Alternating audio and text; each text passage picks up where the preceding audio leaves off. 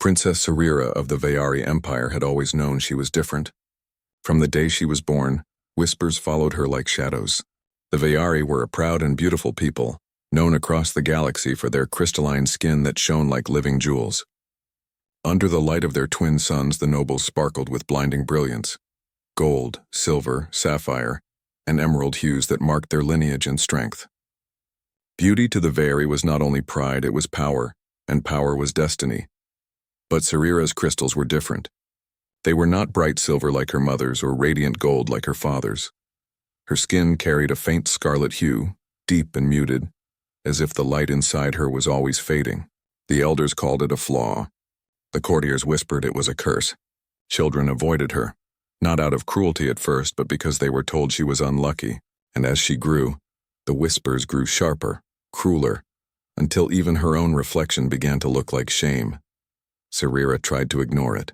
She studied harder than anyone, learned the languages of a dozen worlds, mastered the politics of the court, and walked with the quiet dignity expected of a princess. But no matter how hard she tried, her dull crystals betrayed her. To the Vayari, she would never be worthy of a crown. She could never be the face of an empire that thrived on perfection.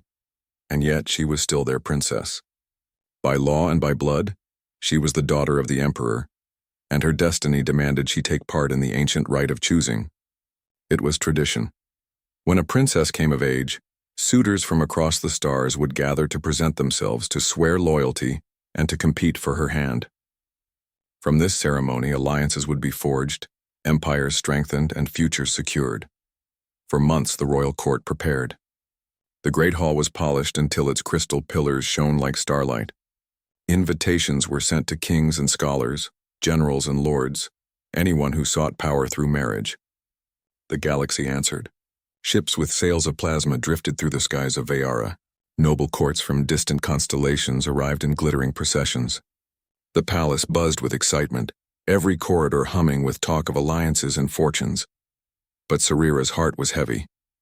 She had overheard the whispers. She knew what the suitors said before they even set foot in the hall. The flawed one. The dim one. The princess no light could love. On the morning of the ceremony, she stood before her mirror. She wore the gown of her house, woven from star-lace threads that shimmered faintly with every movement. Servants placed a crown of crystal upon her brow, but even the crown seemed to hesitate, as though mocking her unworthy glow. Her hands trembled as she reached to adjust it, but she forced herself to stand tall. Perhaps, she told herself, perhaps one of them will see past it. Perhaps one of them will look at me and not at the light I lack. When the ceremony began, the hall was filled with brilliance. The nobles sparkled like living stars, and the suitors entered one by one. The first was a prince from the Kaltari dominion, his body shimmering with golden facets. He looked at Sarira once, and she saw his smile falter. His words were polite, but his eyes held disgust. He bowed quickly and withdrew. The second was a warlord from the Xaver clans, towering and radiant with green fire. He laughed openly when he saw her, muttered something about wasted journeys, and stormed away before even speaking to her father. The third, a scholar from the Arv Consortium, did not laugh, but the pity in his gaze burned deeper than scorn. He shook his head, apologized, and departed, and so it went. Suitor after suitor, rejection after rejection. Some hid their disdain behind false smiles. Others did not bother. One even turned his back on her in silence, as if she were not worth a single word. With every rejection, Sarira's chest grew tighter. She could feel the court watching her, the nobles whispering, their words like knives scraping across her heart. She kept her chin high, but her hands trembled beneath the folds of her gown. Her throat ached with the effort of holding back tears. By the seventh rejection, she thought she might shatter. Her mother's eyes glistened with silent sorrow. Her father's face was carved from stone, pride and pain warring in his expression. The whispers filled the chamber now, louder, bolder. The princess is unfit. The empire deserves better. This is the end of her line. Sarira wanted to run, to escape the hall, the court, the cruel laughter that echoed in her ears. She wanted to curl into the dark where no one could see her flaw, but she could not. She was the emperor's daughter, and she would not break before them. Still, her heart whispered a truth she could not silence. No one would choose her. No one would ever see her. The grand hall of the Veyari Palace was a place built to impress even the oldest empires. Its ceiling arched high above, a dome of crystal that caught the light of the twin suns and broke it into rivers of color. Columns stood like frozen rainbows, each one carved with stories of conquest and triumph. The floor gleamed like polished ice, and every step echoed like a drumbeat. It was not a hall for the weak. It was a hall that demanded greatness, and in that hall Princess Sarira sat on the throne beside her father. The throne itself was a cruel reminder of her burden. It was carved from the brightest diamond ever found, a jewel so pure it could blind the eyes if sunlight touched it directly. The throne was made to reflect power, but as Sarira sat upon it, she felt only its cold weight pressing into her back. She could feel the eyes of the court upon her, hundreds of nobles, advisors, and strangers. They glittered with colors brighter than hers, their crystal skin refracting light into blinding halos. Compared to them, she was a dull shadow. The suitors had already begun to leave, one after another. Their footsteps were sharp against the crystal floor, each rejection louder than the last. By the time the sixth suitor turned his back, a ripple of laughter had spread across the chamber. It was not polite laughter. It was cruel, sharp mocking, and though they tried to hide it behind jeweled fans and respectful bows, Sarira could hear it as clearly as the beating of her own heart. Her father, the emperor, did not move. His face was carved like stone, eyes hard, mouth set in a thin line. He would not show weakness, not even for his daughter. But Sarira knew him well enough to see the flicker of shame in his gaze. To the court it looked like anger. To her it looked like disappointment. Her mother, the empress, sat a step lower. Her crystal skin shimmered with silver light, a vision of the perfection Sarira was expected to be, yet her eyes told a different story. They followed her daughter with quiet sorrow, as though she wished to gather Sarira in her arms and shield her from the world. But the empress was bound by duty as much as her child. She could only watch as the whispers grew louder. Sarira's hands rested in her lap, hidden by the folds of her gown. They trembled so violently that she pressed them against her legs to stop them. Her chest burned with humiliation. Every rejection was another stone placed on her shoulders, and she was already struggling to breathe.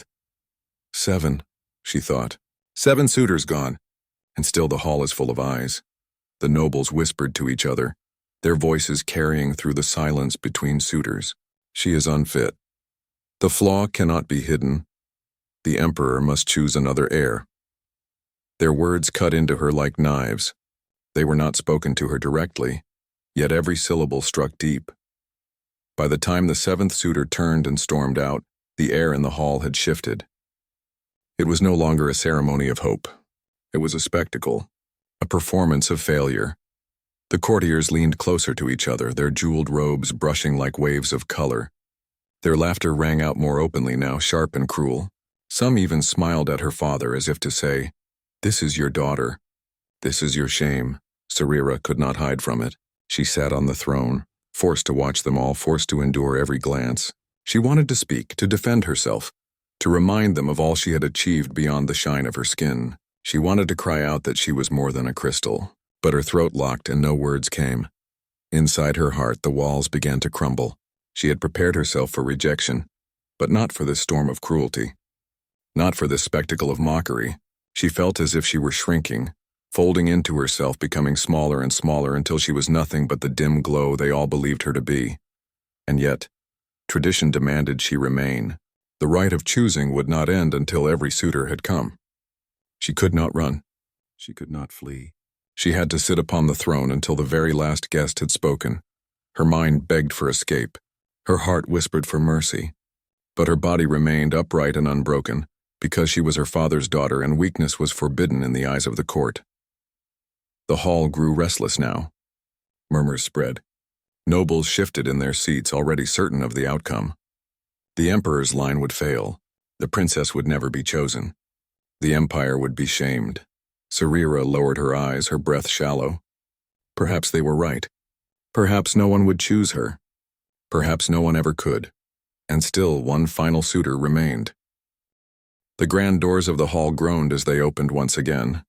Every noble, every courtier, every servant turned their head. They expected another glittering suitor, another prince with skin like fire or a general wrapped in light. They expected more brilliance, more arrogance, more rejection. but instead a human walked through the doors. The chamber gasped. He was small compared to the towering Veyari, his body made of soft flesh instead of crystal. His skin did not glow, his frame carried no shimmer, and his steps echoed plain against the jeweled floor. His uniform was neat but simple, dark navy cloth, a few medals pinned to his chest, polished boots. No jewels, no crown, no aura of light. The nobles began to whisper louder than before. A human? Why would the council allow this? Primitive, weak, laughable. Some laughed openly, their voices ringing through the chamber. But the man did not falter. Captain Elias Ward of Terra walked forward with a calm, steady pace. His shoulders were straight, his chin raised. His eyes, a clear human gray, did not dart nervously around the room. They fixed upon one person only, the princess on the throne. Sarira's breath caught. She had never seen a human before, only heard of them. The Veyari considered humans a young species, still climbing from their homeworld into the stars. Fragile, unpolished, unworthy of empires. And yet as this man walked, he carried no fear, no shame. He walked as though he belonged in the greatest hall of the galaxy. The Emperor's voice thundered across the chamber. "State your name." The human bowed, not too low, not too shallow, just enough to show respect without servitude. His voice was calm, steady. "Captain Elias Ward of Terra, I come to stand in the right of choosing." The chamber erupted. Laughter, anger, shock. Some nobles even rose to their feet in outrage. Impossible. Insult! A disgrace to the ceremony. Their voices clashed like storms, but Elias did not waver. He kept his eyes on Sarira as though the chaos did not exist. For a moment she forgot to breathe. "Why?" she whispered, her voice barely audible even to herself. The Emperor leaned forward, his golden crystal skin blazing with authority. "Do you understand what you speak, human? This is no game. This is no court of play. You stand before the empire of the Veyari." Elias met his gaze, unflinching. "I understand, your majesty." Then he turned back to Sarira, and when he spoke again, his words were meant only for her.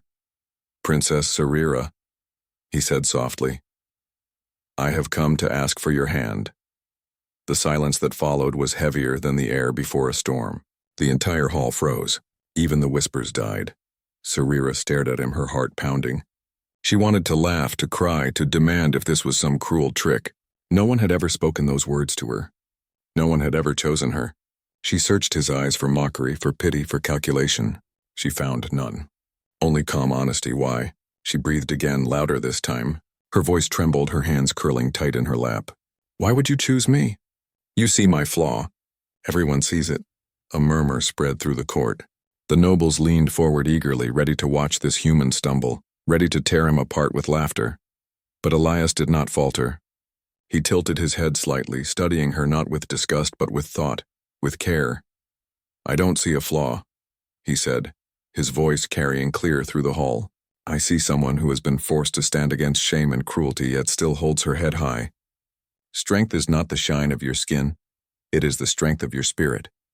And I see more strength in you than in this entire hall."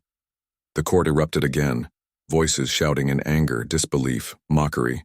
But beneath the noise, Sarira's chest tightened, her eyes stung with tears she had fought for years to hold back. No one had ever spoken to her like this. Her glow flickered faintly, brighter than before. And in that moment, as the nobles raged and the Emperor's face turned to stone, Sarira realized something terrifying and wonderful. For the first time in her life, someone had truly chosen her. The grand hall was still roaring with voices, a storm of outrage and disbelief. Nobles shouted, advisors muttered, and courtiers laughed bitterly at the scene before them. A human, daring to stand where only the greatest were allowed. A flawed princess daring to hope. To them it was madness. Yet in the middle of that chaos, Elias Ward stood calm, his eyes steady on Sarira. The princess could hardly believe the words she had heard. They rang in her mind again and again, words no one had ever given her. "I don't see a flaw. I see strength." She wanted to believe them. She wanted to cling to them. But years of cruelty and rejection had built walls around her heart, walls not easily broken. Her voice trembled when she spoke, but she forced the words out. You cannot mean this. You cannot mean me. You must see what they see. You must know I am not." Her throat caught, her heart twisting painfully. Not enough. For the first time, Elias smiled.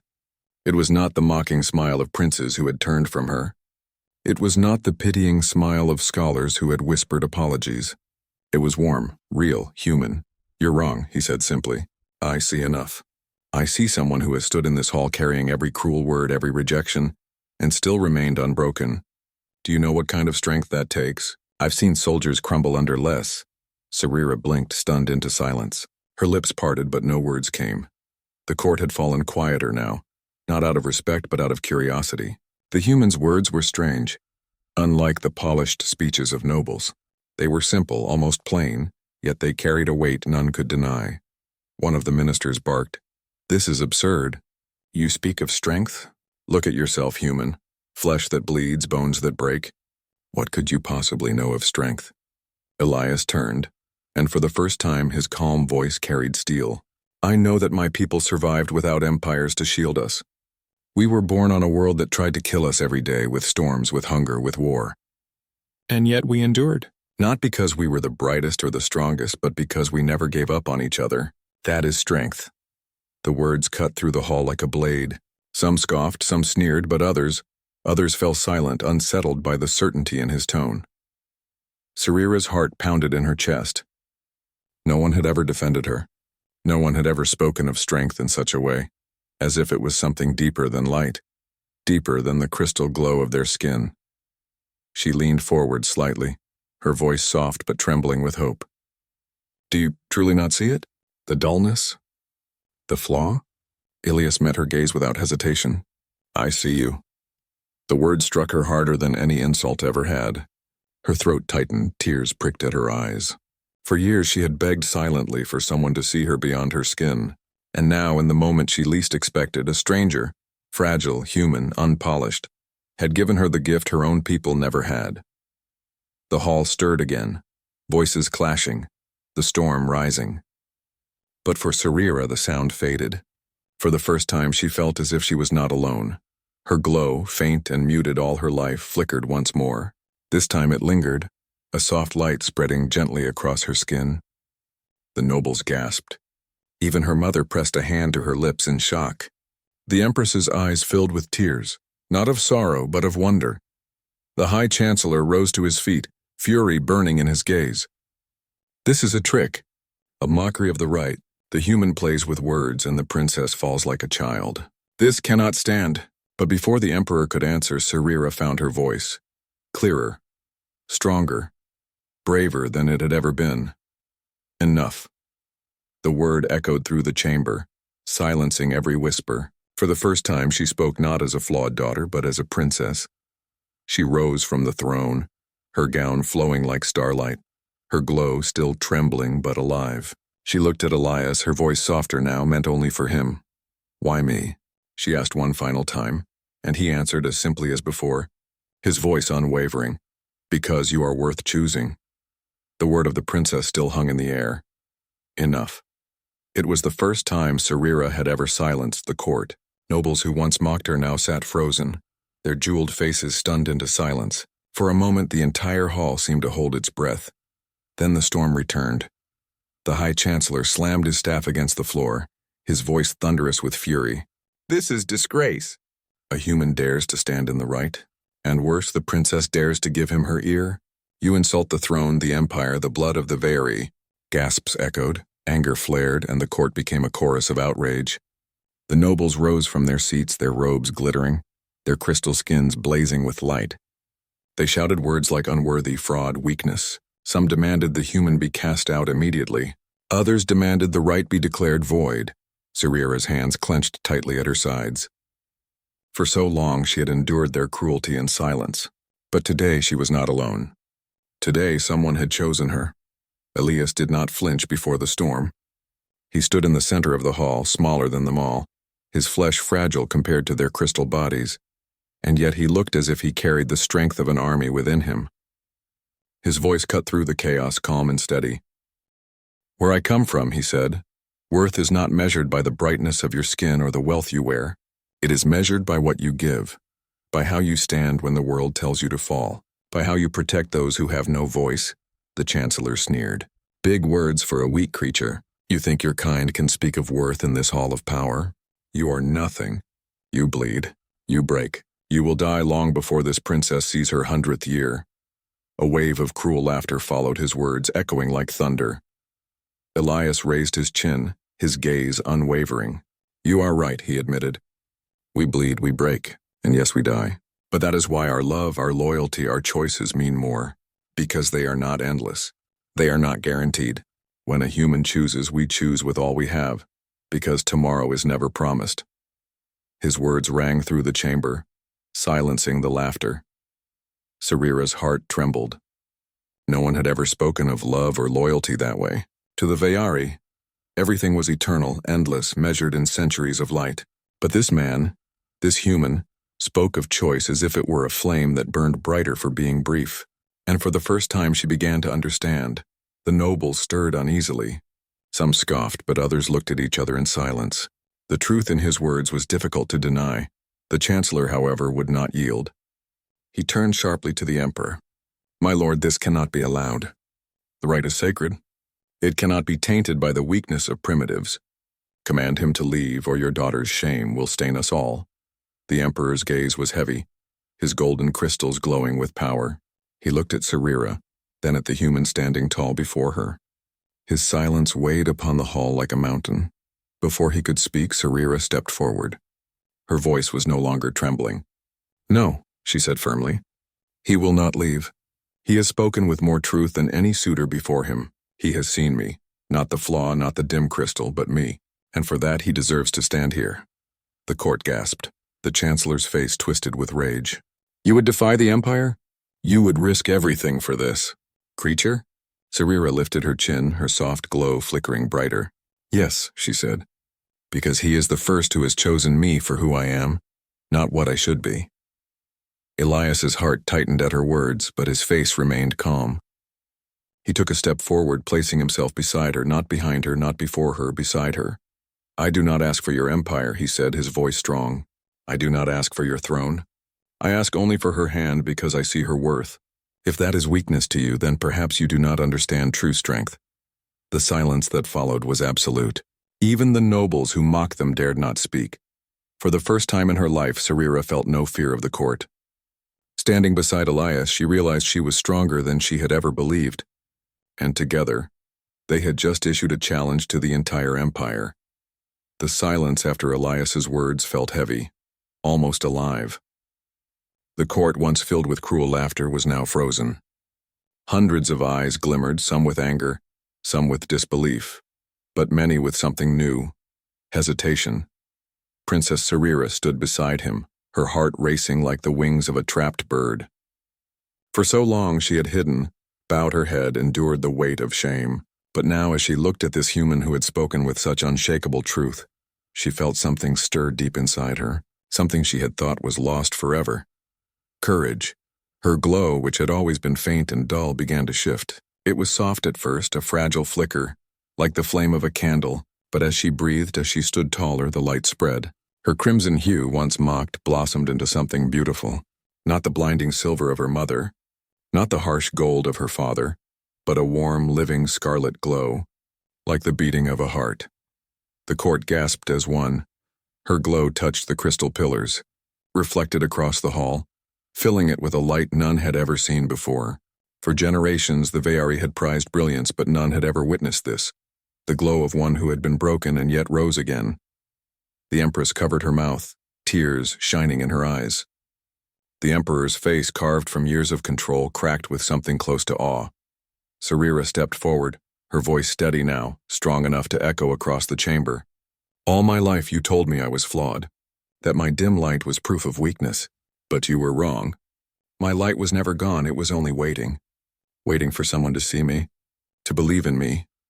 Her gaze shifted to Elias, her eyes shining as brightly as her glow. And he did, the nobles murmured, their whispers no longer cruel but confused, shaken. Some looked away, ashamed of their laughter. Others stared at her as if seeing her for the first time. The High Chancellor's fury broke through the silence. Lies, tricks of the heart. This is dangerous, this human has bewitched her. We cannot allow this disgrace to continue. His staff struck the floor, his rage trembling in every word. But Sarira turned to him, and for the first time in her life, she did not lower her gaze. She met him with the strength of a true heir. "No, Chancellor. You cannot allow truth to continue. That is what frightens you," the court gasped again. No one had ever spoken to the Chancellor so directly. Elias stood silently beside her, letting her voice fill the hall. His hand brushed hers, not claiming, not demanding, but offering. And she took it, her crimson light spilling into his touch, wrapping around them both. The Emperor finally rose from his throne. His golden brilliance filled the hall, silencing the court. His deep voice rumbled like thunder. "Enough." Every noble bowed their head. The Chancellor froze. The Emperor's eyes swept over the court, then settled on his daughter. For a long moment, no one dared breathe. Then slowly he spoke. "For years I doubted you, Sarira. I saw only the dimness, never the fire within. But now I see. You are my daughter. You are Veyari, and today you shine brighter than us all." Sarira's breath caught, tears welling in her eyes. For the first time, her father had not called her flawed. For the first time, he had acknowledged her light. The Emperor's gaze shifted to Elias. "And you, human? You speak boldly. You risked mockery, even exile, yet you did not waver. You saw worth where none else did. Few would call that weakness." The court stirred again, the weight of the Emperor's words breaking through their doubt. Sarira squeezed Elias's hand, her glow pulsing stronger. She felt as if the chains around her heart had shattered. The shame she had carried all her life was gone. She was no longer a shadow in her own hall. She was awake, alive, chosen. And as the chamber filled with the light of her reborn glow, one truth became clear to all. The flawed princess was flawed no longer. The great hall was silent, as if the galaxy itself held its breath. The nobles, once so loud and cruel, now stared in disbelief. They had expected failure, shame, a broken princess. But what they saw was something far greater. Princess Sarira stood tall, her scarlet glow filling the chamber with warmth. It was not the sharp brilliance of silver or the blinding shine of gold. It was softer, deeper, like the glow of a fire in the dark, like a heartbeat echoing through the stars. And beside her stood a human, small and fragile compared to the radiant giants around him, yet unshaken, steady as stone. Together, they were impossible. Together, they were undeniable. The Emperor slowly lowered himself back onto his throne. His golden light dimmed slightly, not from weakness, but from respect. His eyes, so often cold and distant, now followed his daughter with pride. The Empress wept openly, her tears glimmering as they fell across her silver skin. She had always known her child carried a light within, but never had she imagined it would awaken like this. Born from love, born from choice. The nobles shifted uneasily. Their whispers carried no longer the sting of mockery, but the trembling weight of awe. Some bowed their heads in shame. Others stared at Elias, struggling to understand how one so plain, so mortal, had shattered everything they believed. The High Chancellor, however, refused to yield. His fury shook his voice as he cried out, "This is wrong. A Veyari princess cannot be bound to a creature of flesh. This weak thing cannot carry the blood of our empire. This is madness." But no one echoed him. No laughter followed. No support rose from the court. His words fell empty, swallowed by the silence of those who could no longer deny what stood before them. Sarira lifted her chin, her glow stronger now than ever before. Her voice rang through the chamber, steady and true. "You called me flawed.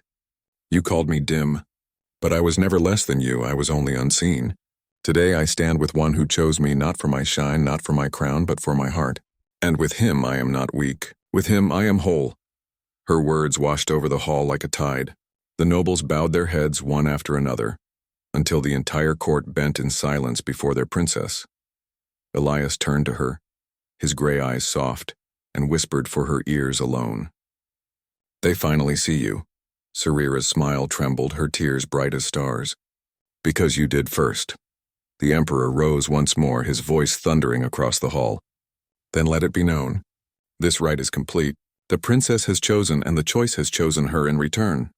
The chamber shook with gasps.